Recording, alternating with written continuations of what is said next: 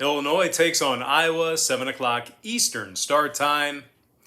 Iowa's -3, totals 150.5. We're still 4-0 in our last 4 NBA tier package picks on BrockPage.com. We're also hitting at 78% in our last 18 NBA tier package picks in that very same category. And if you want to see which one of these free YouTube picks on my channel that I'm actually betting on personally, there's only one way to do that, and that's to sign up for a membership on my website at BrockPage.com. We currently have over 810 members who are signed up and active on that safe and secure website. Now, the Hawkeyes are coming fresh off a 7-point loss to Purdue. They allowed 77 total points in that contest. They also might have to go to work without their leading scorer, Keegan Murray. The Ford is battling an ankle injury. Meanwhile, defensively, Iowa's allowing 38 second-half points a game. They're taking on an Illinois team who's on a 4-game winning streak themselves. And they're in the top 20 in the country in offensive rebounding. Kofi Coburn's averaging double-digit rebounds a game, 24 points, and 68% from the field for the big man. Meanwhile, Alfonso Plummer is scoring over 15 points a game himself, 42% shooting from three-land. The Illini gives up only 63 points a game. They're holding their opponents to just 38% shooting from the field. They're also in the top 30 in the nation in defensive rebounding as well. Total-wise, Illinois went 4-0 to the over in their last 4 straight. Iowa's 5-1 to the over at the Carver Hawkeye Arena. I'm going to lean toward Illinois +3, over 150.5. Next game, Mercer, Coastal Carolina, 7 o'clock East. Coastal's -2.5, totals 139. Coastals won their last 2 straight victories over Winthrop and South Carolina during that stretch. The Chants are also 3-0 at home, and they're holding their opponents to just 28% shooting from three-land.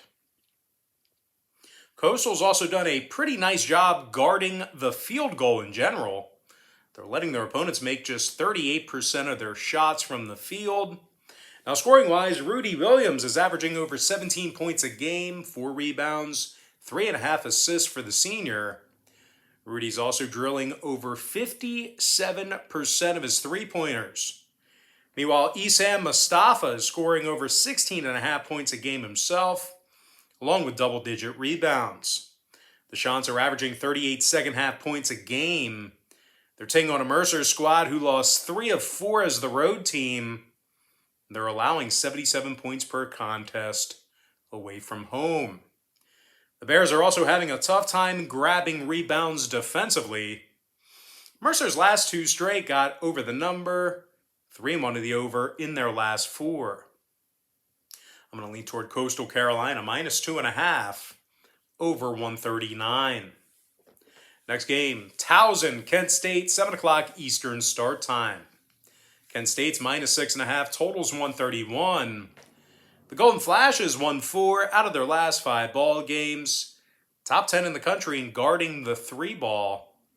Kent State's allowing just 57 points a game. They're holding their opponents to just 24% shooting from three-land. They're also limiting their opponents to just 37% shooting from the field. Sincere Carey is scoring nearly 16 points a game, 5 rebounds, 5 assists for the junior. Carey's also drilling 91% of his free throw. He's also drilling 91% of his free throws, and he's also shooting 44% from three-land. Malik Jacobs is also scoring over a dozen points a game himself, along with 7 rebounds, 3 assists. The Golden Flashes are making nearly 49% of their field goals, and they rank in the top 20 in shooting from the stripe. They're taking on a Towson team who's shooting quite poorly. They're shooting quite poorly themselves. The Tigers are making just 29% of their three-pointers, and they're making only 41% of their field goals at home. They also suffer losses this season to the likes of San Francisco, Pitt, and Monmouth. Towson's last 3 straight fell under the number, 6-2 to the under for the entire season. Meanwhile, 3 out of Kent State's last 4 qualifying ball games fell under the total themselves. I'm going to lean toward Kent State minus 6.5, under 131. Next ball game, New Mexico State versus New Mexico, 9 o'clock Eastern start time. The New Mexico State Aggies are minus 4.5, totals 151. But despite being favored, the Aggies are allowing 72 points a game. And they actually allowed 101 points to the Lobos just a few games ago. And speaking of the Lobos, they've won 4 out of their last 6 ball games, 4-0 straight up this year at the Pit. Matter of fact, the Lobos are scoring 89 points a game on their home court. And they're in the top 20 in the country in shooting the 3-ball. Shooting the 3-ball at home. Whew, man, this is a tough read today for the Brockster. Anyway, Jamal Mashburn Jr. scoring over 20 points a game, 2 rebounds, couple assists for the sophomore. Meanwhile, Jalen House is scoring over 18 points a game himself, along with 3 rebounds, 4 assists. House also has 14 total steals defensively.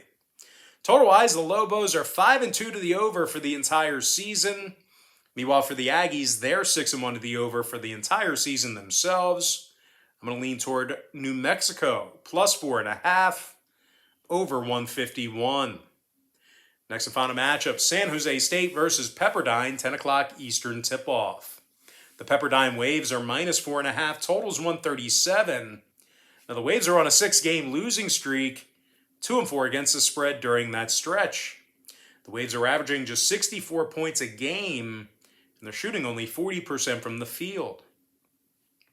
They're taking on a San Jose State team who's on a 3-game winning streak. They've been very good against the number thus far in the season. They're 6-1 against the spread overall for the year, and they're making nearly 42% of their three-pointers.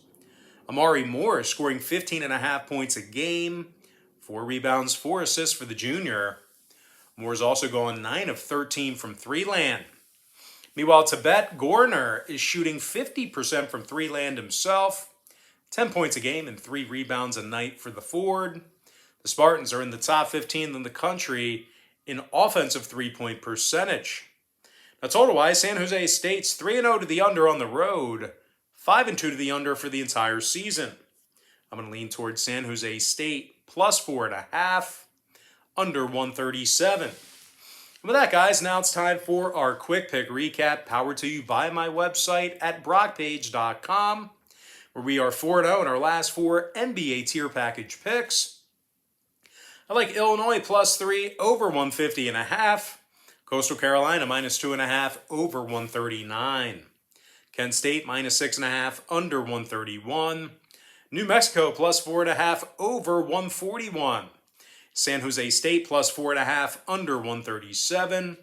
As far as all the other games go, give me Florida minus 23.5 over 138. Columbia plus 22 over 149. Liberty minus 22 under 127.5. The Citadel minus 8.5 over 149. Presbyterian plus 11 under 121.5. And before I give you my next and final free pick for the video, one final reminder that we are also hitting at 78% our last 18 NBA tier package picks on brockpage.com. I like Houston minus 32 under 132.5. And with that, guys, now it's time for our shout out of the day. And that's going to go to Shaquem Crum, who said yesterday, thank you. All right, guys, that's going to do it for me. Don't forget to check me out on brockpage.com. If you guys do end up getting a membership here today on that website, just keep in mind, you're going to get billed the day you sign up and then the first of every month following that. So if you do end up getting a membership here today on brockpage.com, just keep in mind, you are going to get access to those picks all the way through the end of December. I always tell folks in every single video, the earlier in the month you sign up, the better. We also have a package called the Board Member Tier, and board members get access to every single pick that I put out on that website all the way through the end of December. Most importantly, guys, got to thank you for joining me right here on YouTube. I really hope you enjoyed all this great free content, all this great free information. And with that said, guys, happy Monday to you. Best of luck to you, and I look forward to seeing you later on today on my website at brockpage.com.